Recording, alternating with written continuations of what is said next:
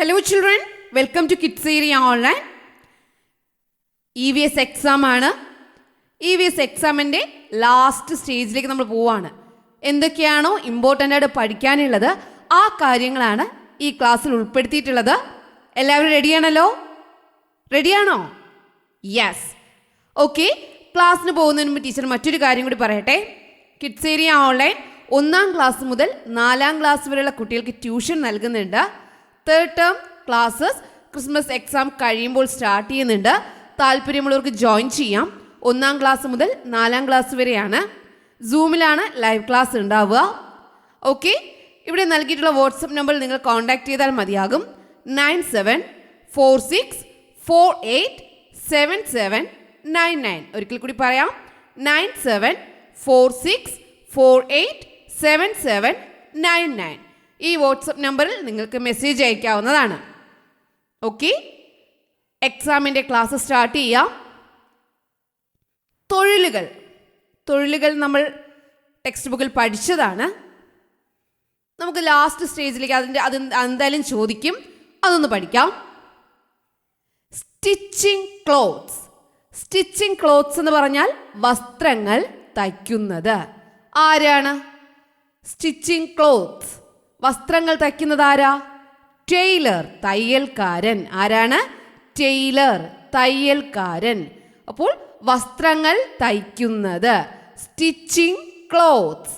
ആരാണ്? Taylor, തയ്യൽക്കാരൻ. Driving vehicles, വാഹനങ്ങൾ ഓടിക്കുന്നത്. ഡ്രൈവിംഗ് വെഹിക്കിൾസ്, വാഹനങ്ങൾ ഓടിക്കുന്നത്. അതേത്? ആരാണ്? ഡ്രൈവർ. ആരാണ്? ഡ്രൈവർ. ട്രീറ്റിംഗ് പേഷ്യൻ്റ്, രോഗികളെ ചികിത്സിക്കുന്നത്. ട്രീറ്റിംഗ് പേഷ്യൻ്റ്, രോഗികളെ ചികിത്സിക്കുന്നത് ആരാണ്? ഡോക്ടർ. ആരാണ്? ഡോക്ടർ. നഴ്സിംഗ് പേഷ്യൻസ്, രോഗികളെ ശുശ്രൂഷിക്കുന്നത്. നഴ്സിംഗ് പേഷ്യൻസ്, രോഗികളെ ശുശ്രൂഷിക്കുന്നത് ആരാ? നേഴ്സ്. ആരാണ്? നേഴ്സ്. അപ്പോൾ ഹോസ്പിറ്റലിലുള്ള ജോലി ചെയ്യുന്ന 2 ആൾക്കാരുടെ പേരെഴുതാൻ പറഞ്ഞാൽ ആരൊക്കെയാണ്? Doctor, nurse. Doctor, nurse. 4 തൊഴിലുകൾ പറഞ്ഞു. ഏതൊക്കെയാണ്? സ്റ്റിച്ചിങ് ക്ലോത്ത്സ്, വസ്ത്രങ്ങൾ തയ്ക്കുന്നത്. ടൈലർ, തയ്യൽക്കാരൻ. ഡ്രൈവിംഗ് വെഹിക്കിൾസ്, വാഹനങ്ങൾ ഓടിക്കുന്നത് ആരാ? ഡ്രൈവർ. ഓക്കെ. ട്രീറ്റിംഗ് പേഷ്യൻ്റ്, രോഗികളെ ചികിത്സിക്കുന്നത് ആരാ? ഡോക്ടർ. നഴ്സിംഗ് പേഷ്യൻസ്, രോഗികളെ ശുശ്രൂഷിക്കുന്നത് ആരാ? നേഴ്സ്. ഇത്രയും പഠിച്ചില്ലേ? ഇവരിൽ 2 പേർ ഹോസ്പിറ്റലിലുള്ളതാണ്. ആരൊക്കെയാ? Doctor, nurse. അത് ചോദിച്ചിട്ടുണ്ട് കേട്ടോ, ഒരു പ്രാവശ്യത്തെ ക്വസ്റ്റ്യൻ ഉള്ളത് ചോദിച്ചിട്ടുണ്ട്. പെയിന്റിങ്സ്, പെയിന്റ് അടിക്കുന്നത് ആരാ? Paintings, painter. പെയിന്റ് അടിക്കുന്നവർ എന്താ പറയുക? പെയിന്റർ. തൊഴിൽ ചെയ്യുന്നവരാണ് കേട്ടോ. ഇത് തൊഴിൽ ചെയ്യുന്നവരെ കുറിച്ചാണ് നമ്മൾ പഠിക്കുന്നത്. പെയിന്റിങ്സ്, പെയിന്റ് അടിക്കുന്നത് ആരാ? Painter. Making doors and windows, വാതിൽ ജനാല ഉണ്ടാക്കുന്നത് ആരാണ്? കാർപെൻറ്റർ, മരപ്പണിക്കാർ. ആരാണ്? കാർപെൻറ്റർ, മരപ്പണിക്കാർ. മരപ്പണിക്കാർ എന്താ പറയുന്നേ? കാർപെൻറ്റർ. വാതിൽ, ജനൽ, ടേബിൾ, ചെയർ, വുഡിലുള്ള, തടിയിലുള്ള സാധനങ്ങൾ ഉണ്ടാക്കുന്നവർ ആരാണ്? കാർപെൻറ്റർ. ആരാണ്? കാർപെൻറ്റർ, മരപ്പണിക്കാർ. മേക്കിംഗ് ഡോർസ് ആൻഡ് വിൻഡോസ്, വാതിൽ ജനാല ഉണ്ടാക്കുന്നത് ആരാ? കാർപെൻറ്റർ, മരപ്പണിക്കാർ. Carrying letters to the address, വിലാസത്തിൽ, അതായത് അഡ്രസ്സിൽ, മെയിൽ വിലാസത്തിൽ കത്തുകൾ എത്തിക്കുന്നത് ആരാണ്? പോസ്റ്റ്മാൻ. ആരാണ്? പോസ്റ്റ്മാൻ. ആരാ? Postman. Caring letters to the address, mail വിലാസത്തിൽ കത്തുകൾ എത്തിക്കുന്നത് ആരാണ്? പോസ്റ്റ്മാൻ. പോസ്റ്റ്മാൻ. ഫാമിംഗ്, ഫാമിംഗ് എന്ന് പറഞ്ഞാൽ കൃഷി ചെയ്യുന്നത്. ഫാമിംഗ്, കൃഷി ചെയ്യുന്നത് ആരാ? ഫാമർ, കൃഷിക്കാരൻ. ആരാണ്? ഫാമർ, കൃഷിക്കാരൻ.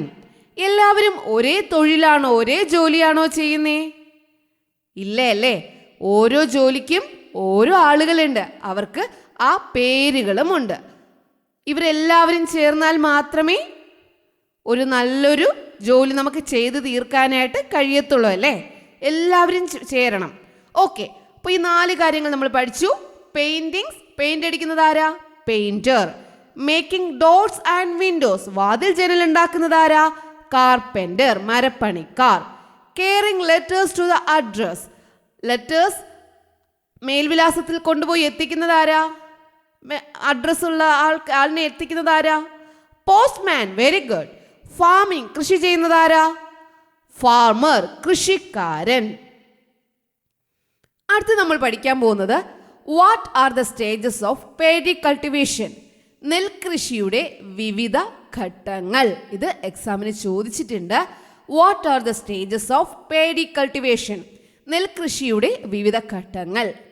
പ്രിപ്പയറിംഗ് ദ ഫീൽഡ്സ്, കൃഷി ചെയ്യുന്നതിന് മുൻപ് നമ്മൾ എന്ത് ചെയ്യണം? ഫീൽഡ്സ്, നിലം ഒരുക്കണം, നിലമൊരുക്കൽ. സോയിങ് സീഡ്സ്, വിത്ത് വിതയ്ക്കൽ. പ്ലാന്റിംഗ് സീഡ്ലിങ്സ്, ഞാറ് നടൽ. വിത്ത് മുളച്ചു വന്നല്ലോ, അതാണ് ഞാറ്. ആ ഞാറിനെ നമ്മൾ എന്ത് ചെയ്യും? ഇളക്കി കറക്റ്റായിട്ട് നടും. പ്ലാന്റിംഗ് സീഡ്ലിങ്സ്, ഞാറ് നടൽ. പ്രൊവൈഡിങ് വാട്ടർ ആൻഡ് മാനുവർ, വെള്ളവും വളവും നൽകൽ. വീഡിങ്, കള പറിക്കൽ. അതായത് നെല്ലല്ലാത്തത്, നമ്മൾ എന്താണോ കൃഷി ഇറക്കിയത് ആ നെൽകൃഷിയുടെ ഇടയിൽ നെല്ലല്ലാത്തത് മുളച്ചു വരും, അതിനെ പറിച്ചു കളയുക, അതാണ് വീഡിങ്, കള പറിക്കൽ. ഹാർവെസ്റ്റിംഗ്, നെല്ലെന്ത് ചെയ്യുക? വിളഞ്ഞിട്ടുണ്ടാവും, നെല്ല് കൊയ്യുക. ത്രഷിംഗ്, കറ്റ മെതിക്കൽ, ആ നെല്ലിനെ വേർതിരിച്ചെടുക്കുക. നെല്ലിനെ കൊയ്യലെന്ന് പറഞ്ഞാൽ നെല്ല് താഴെ നിന്ന് എന്ത് ചെയ്യും? കട്ട് ചെയ്തെടുക്കും, എന്നിട്ട് അതിനെ മെതിച്ചെടുക്കും, അതാണ് കറ്റ മെതിക്കൽ, ത്രഷിംഗ്. ഇത്രയും സ്റ്റേജസ് ആണ് നെല്ല് പാകി നമ്മൾ എന്ത് എടുക്കുന്ന ഒരു സ്റ്റേജസ്, ഘട്ടങ്ങൾ എന്ന് പറയുന്നത്. ഇനിയുമുണ്ട്, അത് നമുക്ക് അടുത്ത് പഠിക്കാം. പേഡി കൾട്ടിവേഷന്റെ സ്റ്റേജസ് ഏതൊക്കെയാണ്? പ്രിപ്പയറിംഗ് ദ ഫീൽഡ്സ്, നിലമൊരുക്കൽ. സോയിങ് സീഡ്സ്, വിത്ത് വിതയ്ക്കൽ. പ്ലാന്റിംഗ് സീഡ്ലിങ്സ്, ഞാറ് നടൽ. പ്രൊവൈഡിംഗ് വാട്ടർ ആൻഡ് മാനുവർ, വെള്ളവും വളവും നൽകൽ.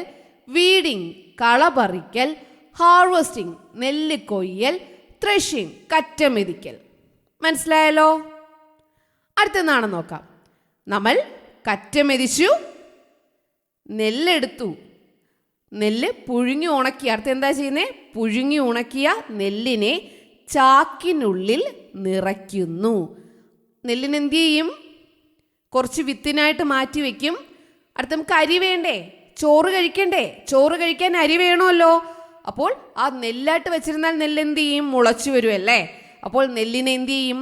പുഴുങ്ങിയത് ഉണക്കും, പുഴുങ്ങി ഉണക്കിയെടുക്കും. Filling the sack with paddy, എന്ത് ചെയ്യുന്നു? ചാക്കിൽ നെല്ല് നിറയ്ക്കുന്നു, ഫില്ല് ചെയ്യുന്നു. സാക്ക് എന്ന് പറഞ്ഞാൽ ചാക്ക്, ചാക്കിൽ നെല്ല് നിറയ്ക്കുന്നു. പുഴുങ്ങി ഉണക്കിയ നെല്ല് ചാക്കിനുള്ളിൽ നിറയ്ക്കുന്നു. Pounding paddy into rice in mill, നെല്ലിന് എന്ത് ചെയ്യും? ഇതാ നോക്കിയേ, നെല്ലിനെ മില്ലിൽ കൊണ്ടുപോയി അതിൻ്റെ തൊലി കളയണ്ടേ?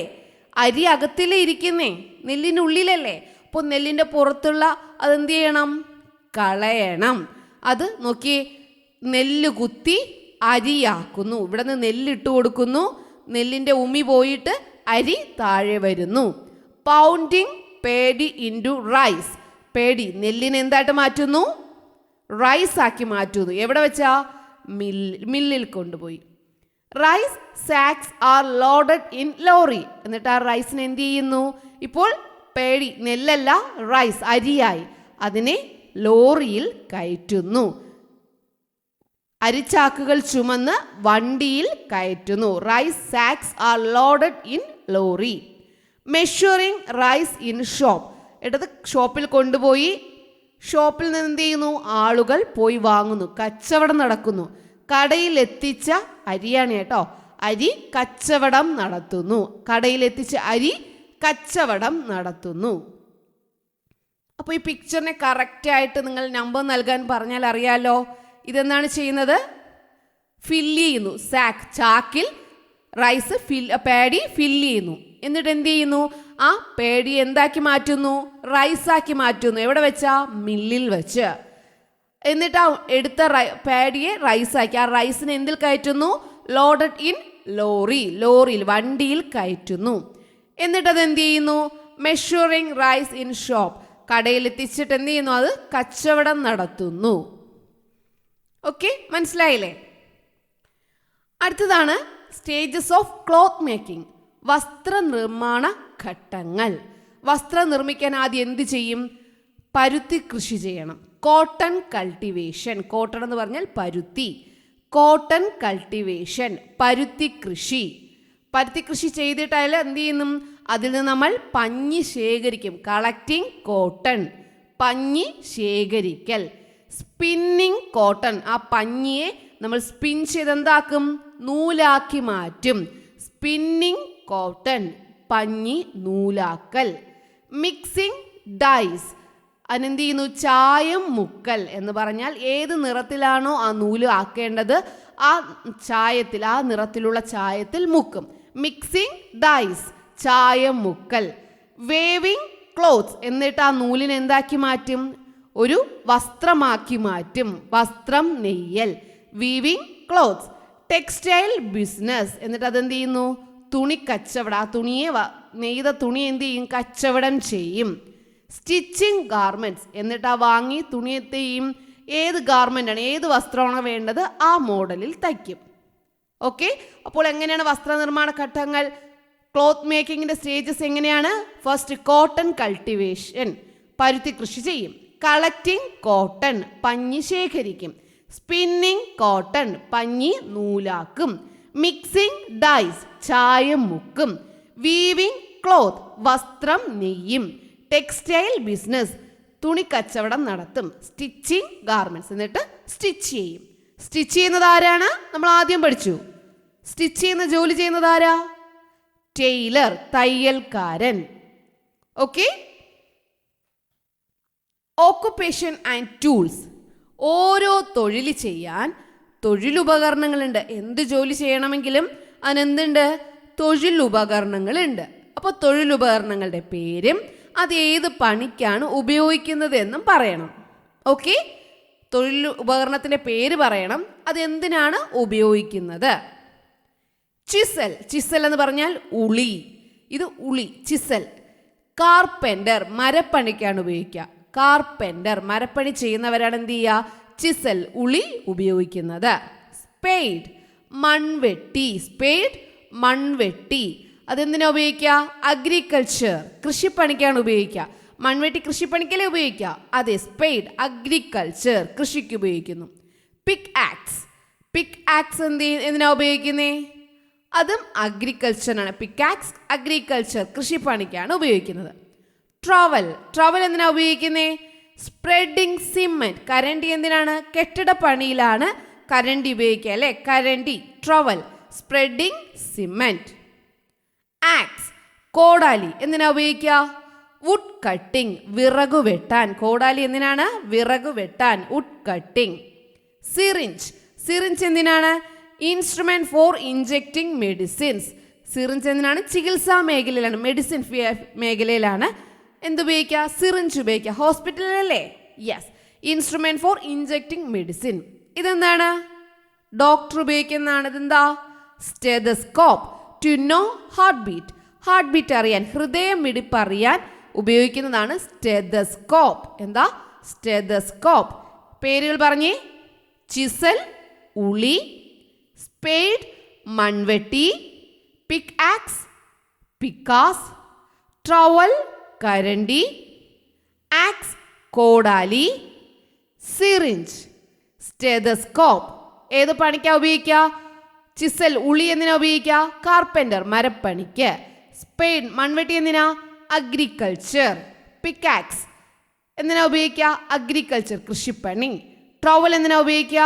Spreading cement, കെട്ടിടപ്പണി. ആക്സ്, കോടാലി എന്തിനാ?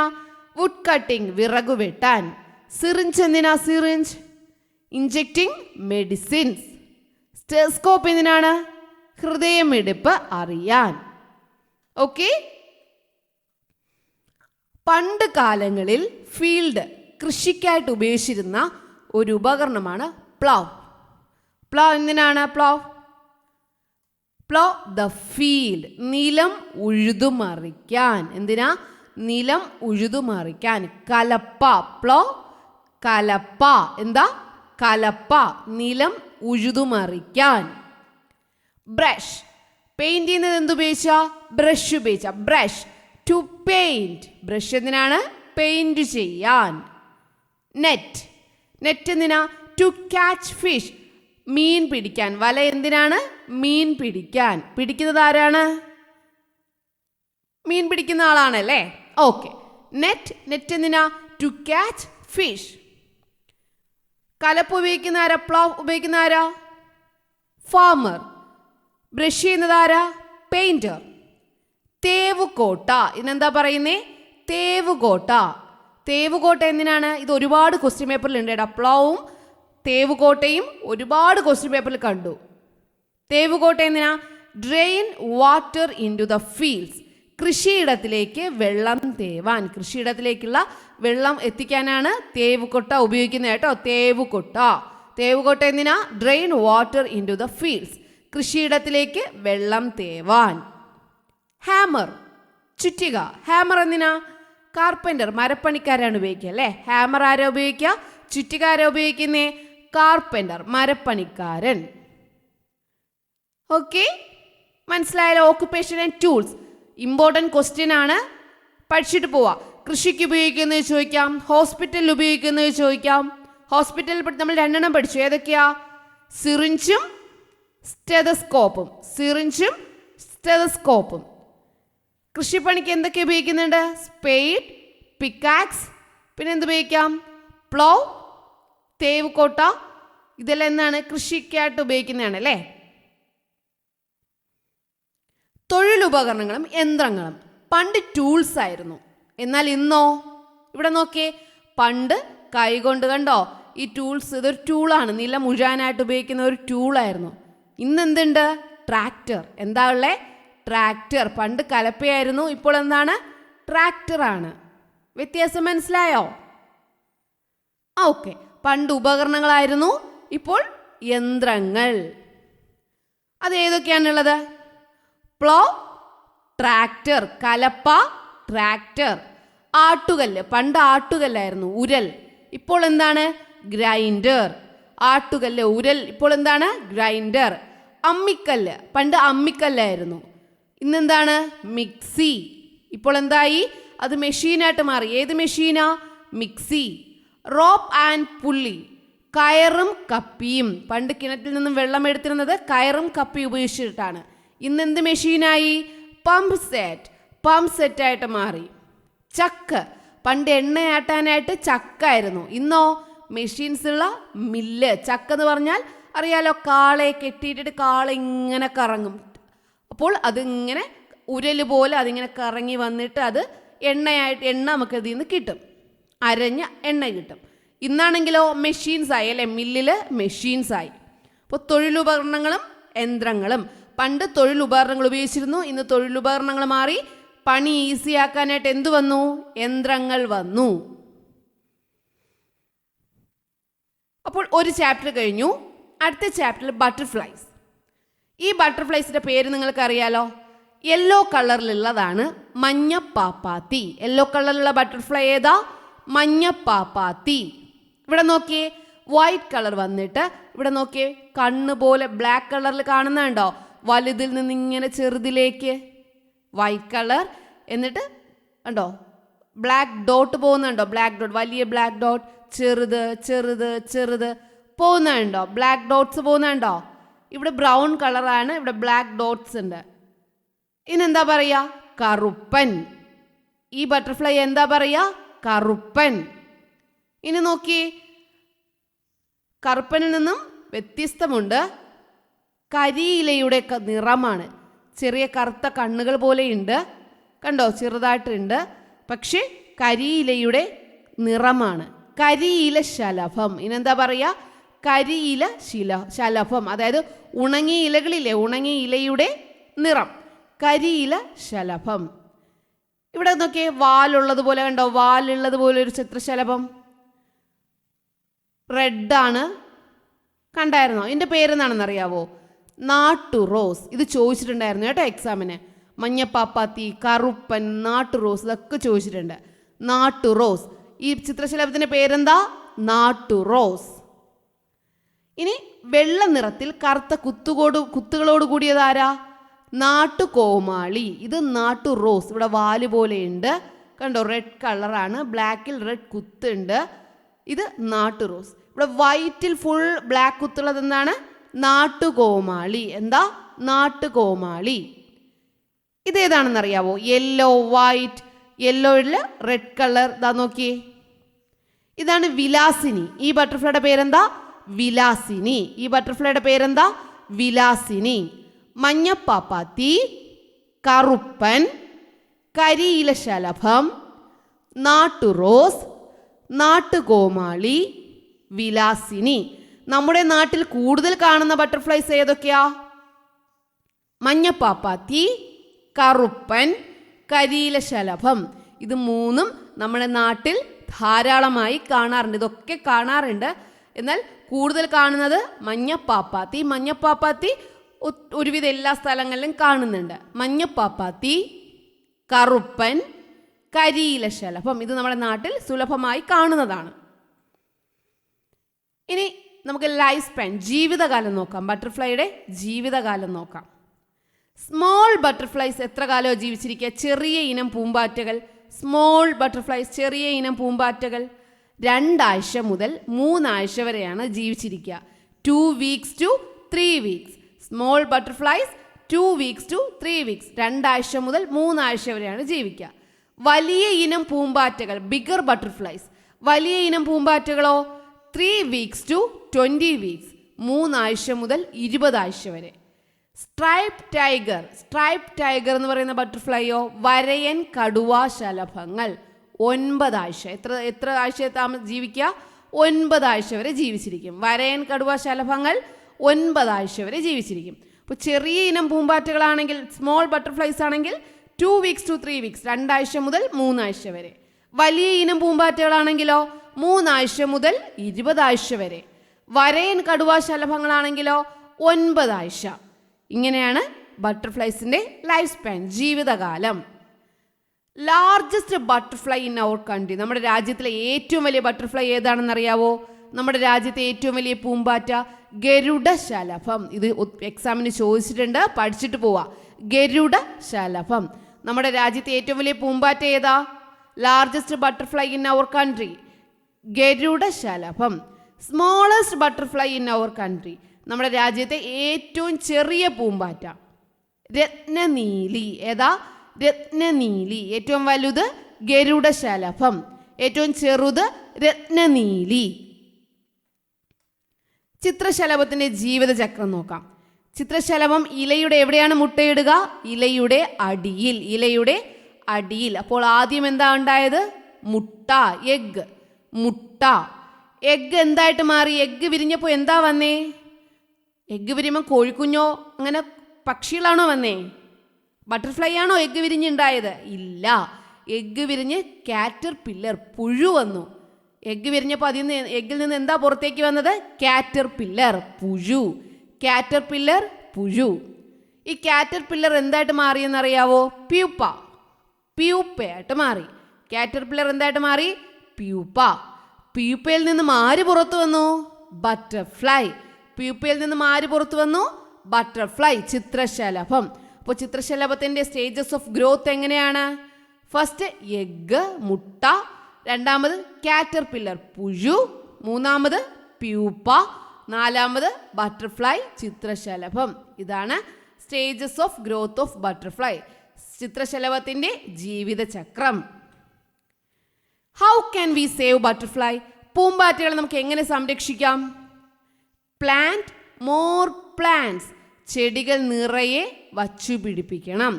Plant more plants. നിറയെ ചെടികൾ, കൂടുതൽ ചെടികൾ വച്ചു പിടിപ്പിക്കണം. Don't use pesticide. രാസകീടനാശിനി ഉപയോഗിക്കരുത്. ചെടികളിൽ രാസകീടനാശിനി ഉപയോഗിക്കരുത്. Don't use pesticide. Don't destroy plants. ചെടികളെ നശിപ്പിക്കരുത്. ചെടികളെ നശിപ്പിക്കരുത്. അപ്പോൾ പൂമ്പാറ്റകളെ സംരക്ഷിക്കാൻ ഈ 3 കാര്യങ്ങൾ ചെയ്താൽ തന്നെ പൂമ്പാറ്റകൾ ഒത്തിരി വരും അല്ലേ, പൂമ്പാറ്റകൾ നശിച്ചു പോകത്തില്ല. പ്ലാൻ മോർ പ്ലാന്റ്സ്, ചെടികൾ നിറയെ വച്ചു പിടിപ്പിക്കണം. ഡോണ്ട് യൂസ് പെസ്റ്റിസൈഡ്, രാസകീടനാശിനി ഉപയോഗിക്കരുത്. ഡോണ്ട് ഡിസ്ട്രോയ് പ്ലാന്റ്സ്, ചെടികൾ നശിപ്പിക്കരുത്. Which are the plants that give honey to butterfly? ചിത്രശലഭങ്ങൾക്ക് തേൻ നൽകുന്ന ചെടികൾ എന്ന് പറഞ്ഞിട്ടുള്ളത് ഏതൊക്കെയാണ്? ചിത്രശലഭങ്ങൾക്ക് തേൻ നൽകുന്ന ചെടികൾ തുമ്പ, കൃഷ്ണകിരീടം, മുക്കുറ്റി.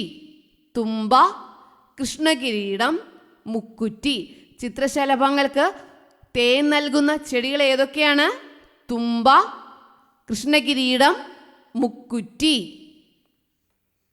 Advantages of butterfly. പൂമ്പാറ്റകളെ കൊണ്ടുള്ള പ്രയോജനങ്ങൾ. പൂമ്പാറ്റകളെ കൊണ്ടുള്ള പ്രയോജനങ്ങൾ. Butterfly help in pollination. ചെടികളിൽ പരാഗണം നടക്കാൻ ബട്ടർഫ്ലൈ സഹായിക്കുന്നു. ചെടികളിൽ പരാഗണം നടക്കുക, pollination. Butterfly help in pollination. ചെടികളിൽ പരാഗണം നടക്കാൻ സഹായിക്കുന്നു. Help to produce new plants. പുതിയ ചെടികൾ ഉണ്ടാകാൻ സഹായിക്കുന്നു. പുതിയ ചെടികൾ ഉണ്ടാകാൻ ബട്ടർഫ്ലൈ സഹായിക്കുന്നു. ബട്ടർഫ്ലൈയുടെ അഡ്വാൻറ്റേജസ്, പ്രയോജനങ്ങൾ എന്തൊക്കെയാ? ബട്ടർഫ്ലൈ ഹെൽപ്പ് ഇൻ പോളിനേഷൻ, ചെടികളിൽ പരാഗണം നടക്കാൻ സഹായിക്കുന്നു. Help to produce new plants, പുതിയ ചെടികൾ ഉണ്ടാകാൻ സഹായിക്കുന്നു. ഇത്രയും കാര്യങ്ങൾ മനസ്സിലായല്ലോ? ഓക്കെ, ഇനി നമ്മൾ മണ്ണിനെ കുറിച്ചാണ് പഠിക്കുന്നത്. അത് നമുക്ക് അടുത്ത ക്ലാസ്സിൽ പഠിക്കാം. ഇന്ന് തന്നെ അടുത്ത ക്ലാസ് വരുന്നുണ്ട്. ഓക്കെ, ഇത്രയും കാര്യങ്ങൾ നിങ്ങൾ നല്ലതുപോലെ മനസ്സിലാക്കിയല്ലോ. 2 കാര്യങ്ങൾ നമ്മൾ പഠിച്ചു. തൊഴിലിനെ കുറിച്ചും തൊഴിലുപകരണങ്ങളെ കുറിച്ച്, അവയുടെ പേര്, അവയുടെ ഉപയോഗം, പൂമ്പാറ്റകളുടെ പേര്, പൂമ്പാറ്റകളെ കൊണ്ടുള്ള പ്രയോജനങ്ങൾ, ആ കാര്യങ്ങളിലെല്ലാം വരുന്ന ആ 2 ചാപ്റ്ററിലുള്ള ഫുൾ കാര്യങ്ങൾ നമ്മൾ നോക്കിയിട്ടുണ്ട്. ഓക്കെ, നല്ലതുപോലെ പഠിക്കുമല്ലോ. ഇത് നിങ്ങൾ നല്ലതുപോലെ കേൾക്കുക, നോട്ട്സ് എഴുതിയെടുക്കുക, പഠിക്കുക, എക്സാം എഴുതുക. ഇമ്പോർട്ടൻറ്റ് നോട്ട്സ് എഴുതിയെടുക്കുക കേട്ടോ. Okay children, bye bye, thank you.